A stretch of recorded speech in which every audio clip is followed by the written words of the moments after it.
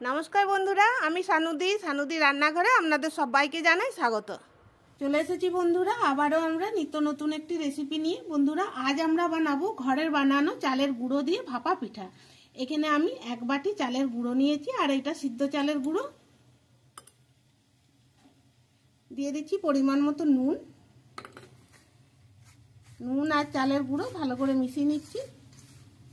এরপর এখানে দেখুন আমি জল গরম করতে দিয়েছি, জলটা একদম ফুটবো হয়ে গেছে।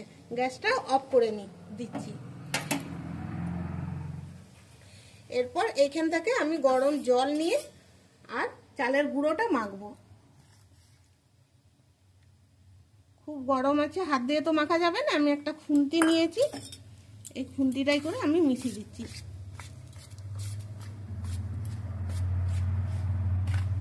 এরকম করে চালের গুঁড়োটা মাখলে কি হয়, জলের আন্দাজটা পাওয়া যায়। আবার একটু দিচ্ছি।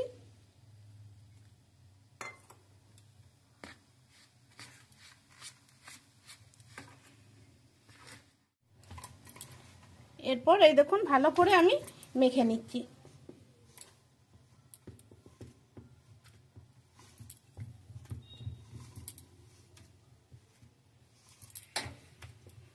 ভাপা পিঠা বানানোর জন্য কিন্তু চালের গুঁড়িটা মাখা সবথেকে বড় একটা ব্যাপার।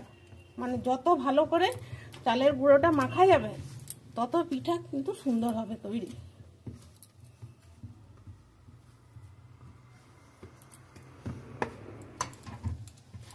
এই দেখুন বন্ধুরা, চালের গুঁড়োটা মেখে নিয়েছি। আর এই দেখুন,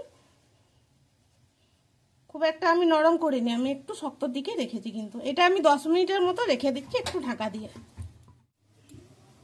ফিরে এলাম বন্ধুরা 10 মিনিট পর। এরপর আমি এর থেকে ছোট ছোট করে আমি লেচি কাটছি,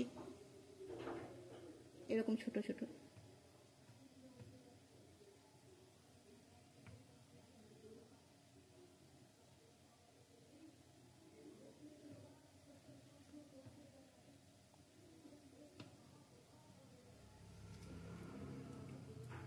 এরপর আমি কি করব, হাতে করে এরকম করে গোল করে নিচ্ছি। এভাবে আমি রুটির মতো করে, ছোট্ট রুটি না, ছোট্ট লুচির মতো করে একটু হাতে করে বেলে নিচ্ছি। এই দেখুন, এরকম ছোট্ট একটা লুচির সাইজে আমি করে নিলাম। ধারগুলো চাল তো একটু ফেটে যেতেও পারে, সেক্ষেত্রে এরকম করে একটু সমান করে নিলেই হবে। আবারও এরকম করে নিচ্ছি কটা। এই দেখুন বন্ধুরা, আমি 4টে এরকম তৈরি করে নিয়েছি। এরপর আমি একটার উপরে এভাবে রেখে দিচ্ছি, একটু একটু করে ছেড়ে ছেড়ে। এখানে আমি নারকেল পুর নিয়েছি, নারকেল পুরটা আগে আমি তৈরি করে নিয়েছি। এভাবে সরু সরু করে আমি করে নিচ্ছি এরকম। ঠিক আছে, সরু করতে যেয়ে ভেঙে যাবে, ভেঙে গেলে কোনো অসুবিধা নেই। এর উপরে দিয়ে দিলাম, এদিকটায় এতটা ছাড়া থাকবে। আচ্ছা, পুরটা দেওয়ার সময়তে এই দিক করে দিতে হবে, এইটুকু জায়গা ছেড়ে।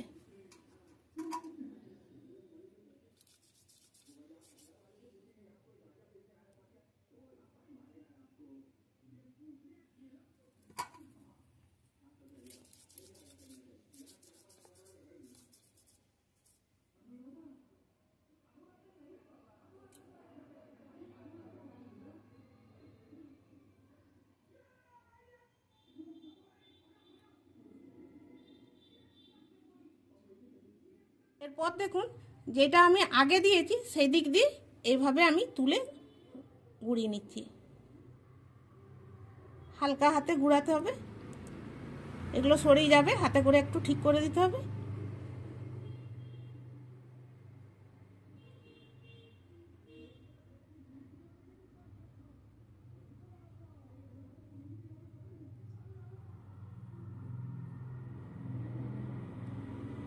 এই দিকটা আমি একটু এভাবে দেবে দিচ্ছি, পুরটা একটু দেখা যাচ্ছে, এইভাবে কিন্তু হালকা হাতে করতে হবে, যেন এদিকটা দেবে না যায়। এভাবে দেখুন একটা গোলাপ ফুলে হলো তো, একদম গোলাপ ফুলের কুঁড়িটার মতো। এটাকে একটু বড় করার জন্য কি করব, এই পাপড়িগুলোকে একটু আমি হেলি দিচ্ছি, দেখুন সুন্দর লাগবে দেখতে। একটু ফেটে যেতে পারে, সেই ক্ষেত্রে একটু শেপ করে নিতে হবে।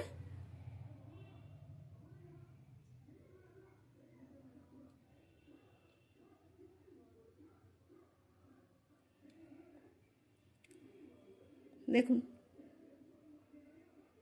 লাগছে না গোলাপ ফুলের মতো সুন্দর? এভাবে আমি আরও কটা বানিয়ে নিচ্ছি, তবে এই জায়গাটা একটু এখানে রেখে এইভাবে যাতে দাঁড়ায় সেই রকম করে নিতে হবে।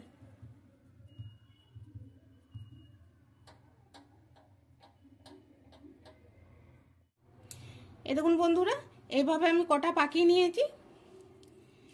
এরপর এটা একটু সাইডে রাখছি। এখানে আমি এক টুকরো বিট নিয়েছি, গ্রেটারে করে একটু গ্রেট করে নিচ্ছি।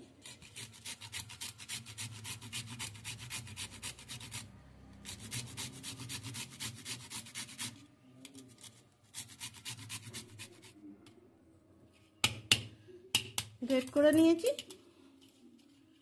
এরপর এর থেকে এই রসটা আমি বের করে নিচ্ছি, বেশি দরকার নেই, একটুতেই হবে।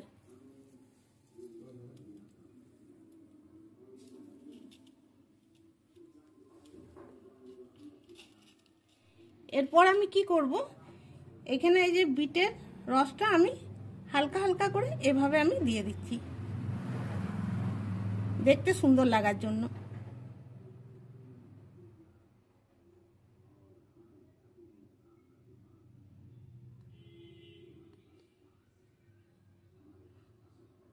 একটা সুতির কাপড় দিয়েও এটা দেওয়া যাবে, তো এটা তো চালের তৈরি করেছি না, সেক্ষেত্রে খুব সাবধানে একটু দিতে হবে, তা নাহলে কিন্তু ভেঙে যাবে। ওই জন্য আমি হাত দিয়ে দিচ্ছি।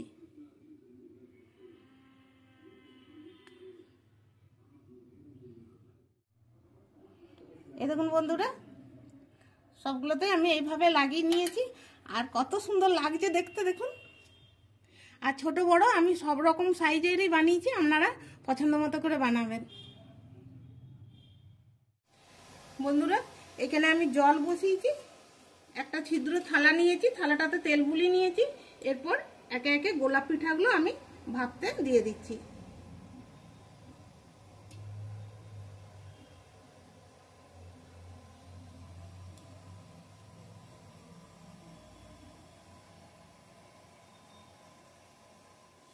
এরপর ঢাকা দিয়ে দিচ্ছি। বন্ধুরা, ফিরে এলাম 15 মিনিট পর, আর এই দেখুন কালারটা দেখুন কত সুন্দর লাগছে। গ্যাসটা আমি অফ করে দিচ্ছি, এরপর তুলে নিচ্ছি।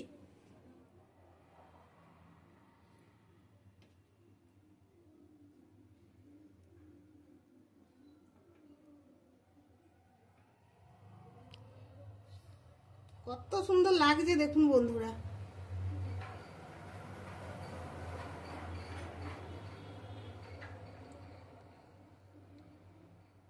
বন্ধুরা, আজকের এই গোলাপ ফুল পিঠার রেসিপিটি ভালো লাগলে লাইক করবেন, আমাদের চ্যানেলটিকে সাবস্ক্রাইব করে আমাদের পাশে থাকবেন। একবার আপনারাও এইভাবে বানিয়ে দেখুন, আর এগুলো ভেঙে দেখাবার কিছুই নেই, ঠিক আছে? তো বন্ধুরা, দেখা হবে আবার পরের ভিডিওতে। সবাই ভালো থাকুন, সুস্থ থাকুন, ধন্যবাদ।